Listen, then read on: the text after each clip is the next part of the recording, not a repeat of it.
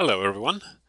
In this deep dive video, we are going to take a look at the InStep Studio repair functions for correcting issues with mesh files.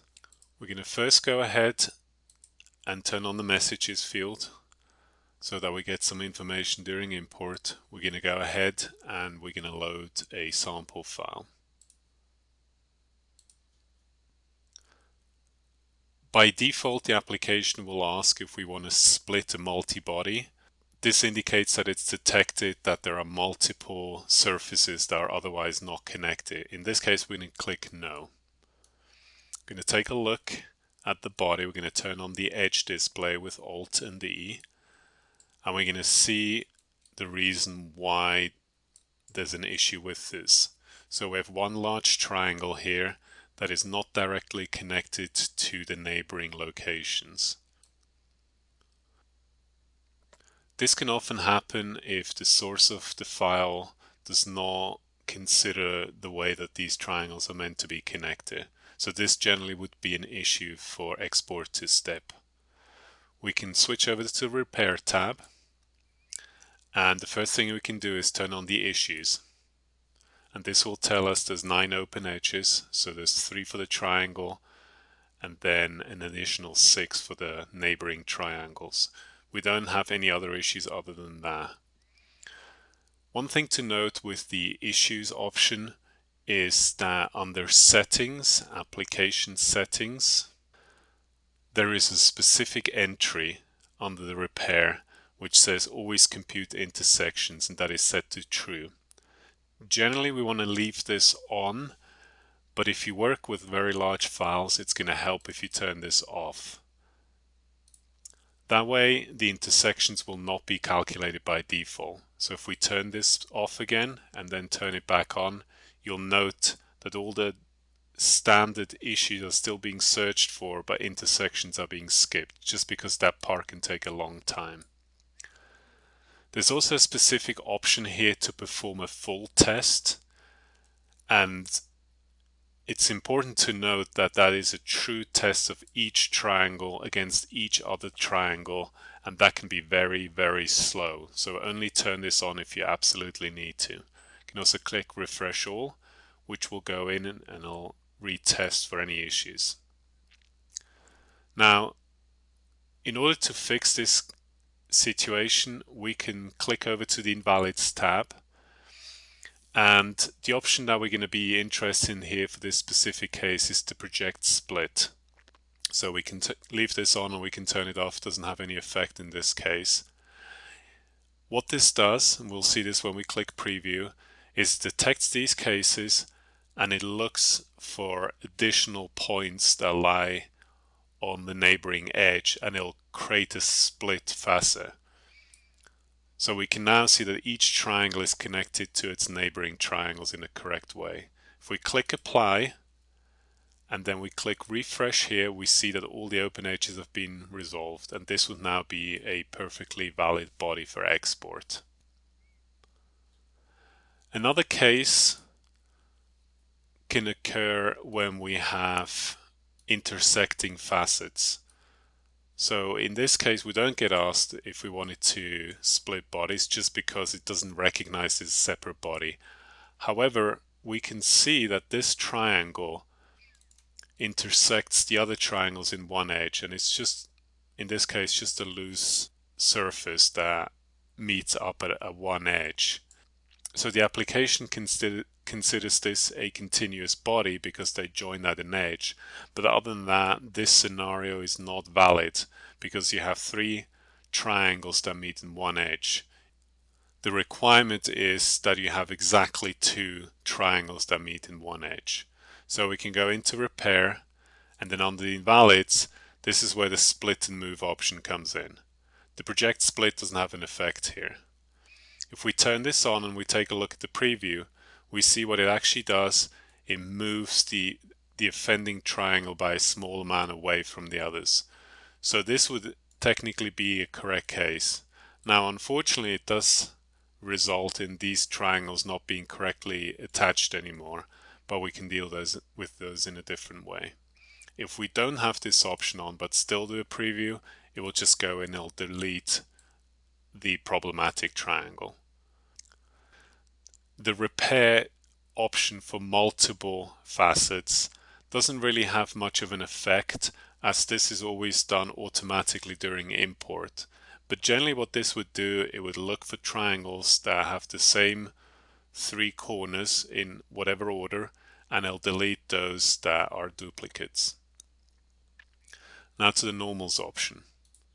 If we import a file that has a problem with its normal vectors, and this is an example of that. Initially it looks fine, but then we can see that one of the surfaces is represented as in a dark shade, and that dark shade just means it's pointing in the wrong direction. So if we set the rotate point here using the middle mouse button and turn on visibility of the rotate point with the shortcut Alt and R, we can rotate it so we can look at it from the inside. And here we can now see that this set of triangles is actually just pointing inwards.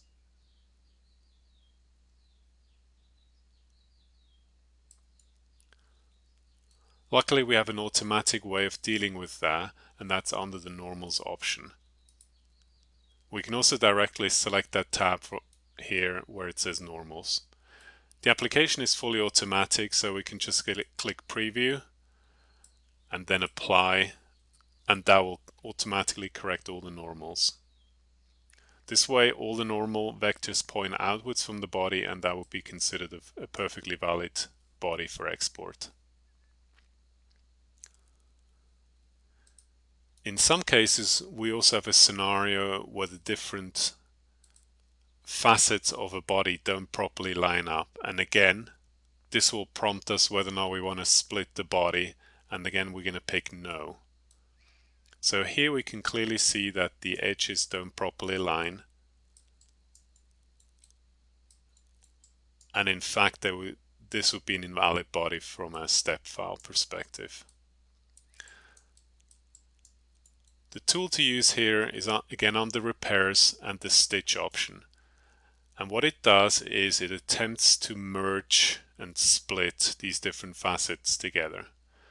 Now in this case it doesn't matter if we have the apply per body on or off, so we're just going to leave it on. We're going to take a look at the preview. And here we can see how the application splits the larger facets to join up with the smaller ones. If during import we would have split the body, which we can also do directly from bodies, split, and then just do apply. So in this case, each surface, because it's not continuous, has been split into separate body.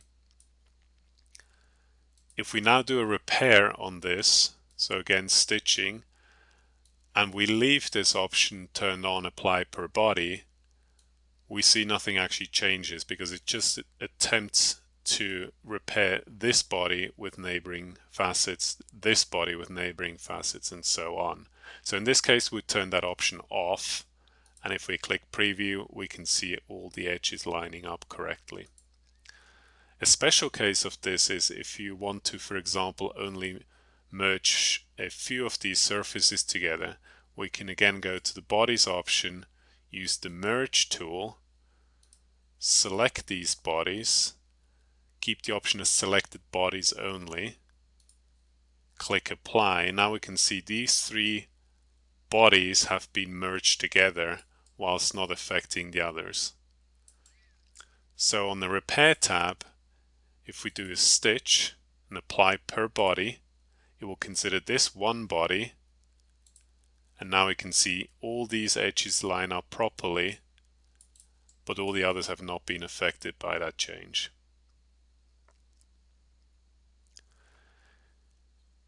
If we reload this file from the file settings and then the most recent file, ignore the multi-body option. We can also go to the merge vertices option. Now this option will try and merge vertices that are very close together, and generally this shouldn't be overused. So in this case, for example, if we wanted to only merge some of these locations that are very close together, we could go to the Edit tab and use its measure function. We could select this location and see that the distance is about 0.05 millimeters in this case. Then we can go to the merge, and this is just for vertices, and apply that value. In fact, we have to go just slightly larger, and then preview, and we'll see that those vertices snap together and nothing else is being affected. If the locations happen to be on an open edge, we can also enforce that only items are considered that are on an open edge. So in case this triangle would have another vertex closer inside but not on an open edge, then that would be ignored. Again, we can see that those are being snapped. One thing to point out is that as you increase this tolerance, more and more points will be considered. So if we had a very large number, we're going to see that the locations start becoming very much collapsed. So we want to avoid that. The overlaps tool is somewhat specialized and needs to be used with caution. If we import a file that has overlapping bodies, and again we can ignore the multi-body requirement. In this case, using the overlap tool will attempt to find intersections and perform a split of those triangles along those locations. However, with this also comes the issue that sometimes there can be gaps generated by very closely located vertices. So we have to use this tool with a lot of care. If we just take a look at the preview here, we'll see that these all get fractured, and we have some tools to work with that. So we can increase this value gradually to see how that affects changes.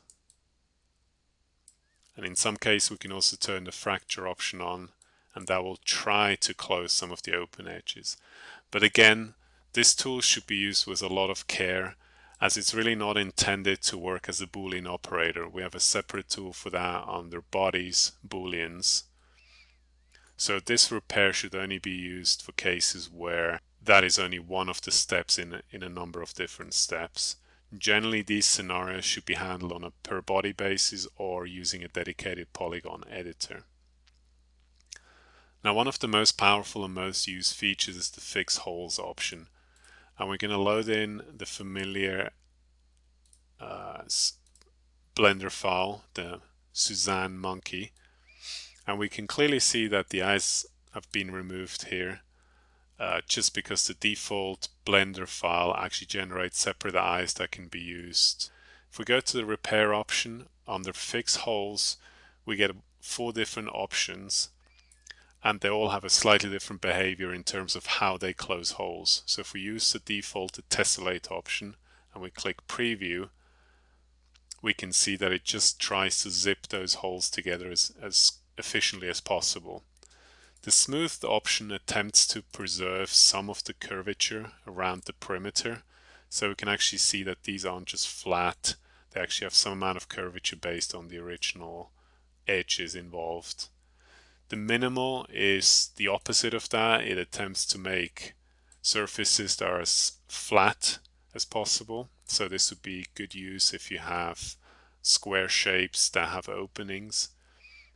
And then lastly, the bounded option is one whereby the holes get closed by means of following the perimeter. So we can see that these are triangles that go from one edge to the next and so on until the whole section is filled in. Once we've picked one and we're happy with what we see during the preview, we can just make that permanent by clicking apply. Now if we turn on the issues, we can see there's no open edges or anything. We're going to go ahead and reload this file. And now we're going to look at the repair option called auto fix. This may cause a lot of issues, as a lot of people may consider this the go-to tool to fix everything, but in reality it just works through several of the other options and attempts to close this in a few different ways. The basic option is really just a combination of the invalids, multiples, normals, and then a hole repair option. So if we click this, click preview, we'll just see the holes being closed using the smooth option. The extended option is slightly more advanced in that it also considers vertex locations and similar items. So if we leave this at a very fine tolerance, we'll see the same behavior. However, if we start increasing this tolerance, it will try to collapse the locations. And you can see some of the triangles starting to disappear. And if we make this too big, then you'll actually start seeing collapse of a lot of data, and we don't want to use that. The resampling option uses a different approach. So what it does, it considers the data within a bounding box. So it breaks up the shape, puts a box over it that's aligned with the X, Y, and Z coordinates, and then it breaks it up into 128, for this case, boxes along each of the coordinates, and then tries to reproject those points. For the resample as well as the solidify and voxelize, always recommended that you start at a coarse setting and then gradually work your way up. So if we resample this with 32 cube divisions, we see that the resulting body, even though it's now solid in terms of its eyes, actually start losing detail because we haven't used enough boxes to represent that. This is where we'd start gradually increasing, and then at 64 we're going to see already better detail. However, as it's trying to resample, it's also running into the issue that there are actually no eye sockets. So if we included the eyes, then it would be able to start projecting some of that data onto that. And if we go even higher, we're going to start seeing this being more and more pronounced, even though it's now containing a lot more detail. And again, here we can see that there's actually a gap in between. The Solidify is a far more complicated tool, even though it actually does a lot of the same things. And with this, definitely you have to start at the lowest possible cell count, just to get an idea of what the application does. Also, what I want to point out here is that the application does have the option to run some of these tools in parallel, and by default that's turned off. What we can do is we can go to Settings, Application Settings, and then scroll down to the Repair section. Again, here there's an entry called Use Parallel for Repairs, and by default that will be turned off. So if we go ahead and turn that on, these tools, where they can, will use multiple processes to run through the issues. The Solidify parameter defines the level at which the resulting closures correspond to the interior or the exterior of the body. So in this case, because we just have empty eye sockets, if we wanted the closure to follow the interior, we set this to a higher value, and this goes from between 0 and 1. In this case, it's actually reversed, but that can switch. So if we start off with a value of 0.3 at 32 cells, we get a preview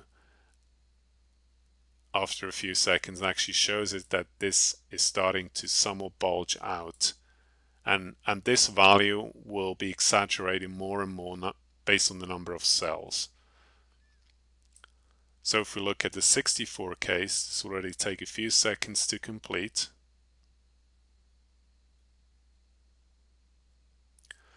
We can now see that it's slowly starting to approach a point where the data looks correct, with eyes being generated that point outwards. If we were to set this to a value of say 0.8, we'd see that the eyes will start going inwards.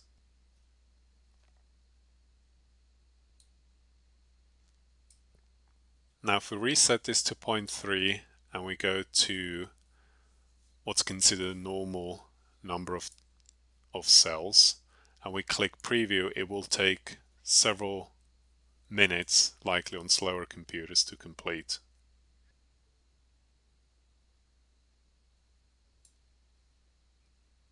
And now we can see that the overall shape is actually quite good, and the corresponding features have been filled in or corrected.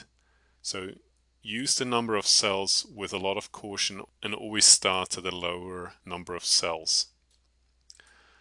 The voxelize option works very similarly, but it doesn't try to regenerate the original surface. Instead, it just tries to create cubes instead of the original data. And the parameter works in the same way. We're just going to leave this at 0.4 for now, so slightly enlarged eyes. And we're going to create a relatively small number of cells.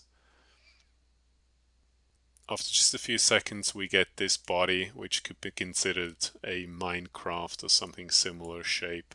And the number of cells will directly define how big those cells are.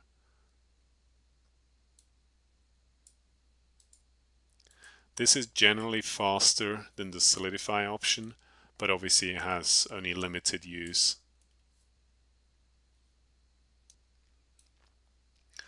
So if you work with data that's aligned with the coordinate axis, then this option might come in handy for cases where you have very geometric shapes and so on. The last item to take a look at is the wrap option. And this is really a way to generate surfaces that go over the existing data. And it works very much like some of the other automatic tools. However, in this case, it's more concerned with generating surfaces that go around any current loaded bodies. So what we can do is, again, start at a low sample rate and a low number of mesh divisions and create a preview. In this case, the number of samples and number of mesh divisions is the same.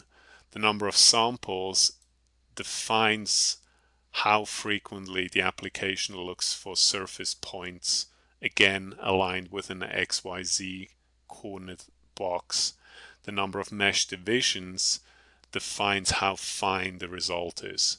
So if we kept the samples very coarse, we're just going to look at this case first, you'll see it'll start missing points, especially around the ears. If we just increase the mesh divisions, we're still going to lose those areas, but we're going to now fill it in with more and more triangles. So obviously it doesn't make much sense to have a large number of mesh divisions compared to the samples, but we can sample at a higher rate and then only generate a smaller number of divisions. And the exact number where we have sufficient detail for both options needs to be determined on a case-by-case basis. And again, with these cases, always start at a small number and gradually work your way up until you get a body that looks like what you're interested in. The extra option here to only keep point and normal data refers to a built-in capability of using point clouds rather than surface bodies. So by turning this on, the mesh divisions actually become irrelevant, and what the application does internally, it samples the original data, generates points on those, but then completely disregards all the other data and uses a point cloud to surface generator. So if we use 64 samples and click preview, we'll see the built-in point cloud to surface generator kick in, and it now generates a data set that's again closed. And we can again increase these to get different results.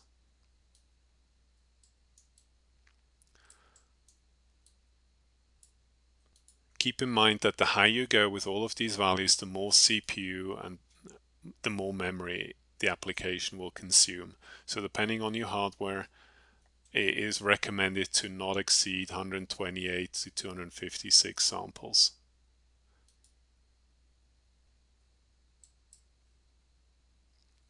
And this concludes this deep dive video.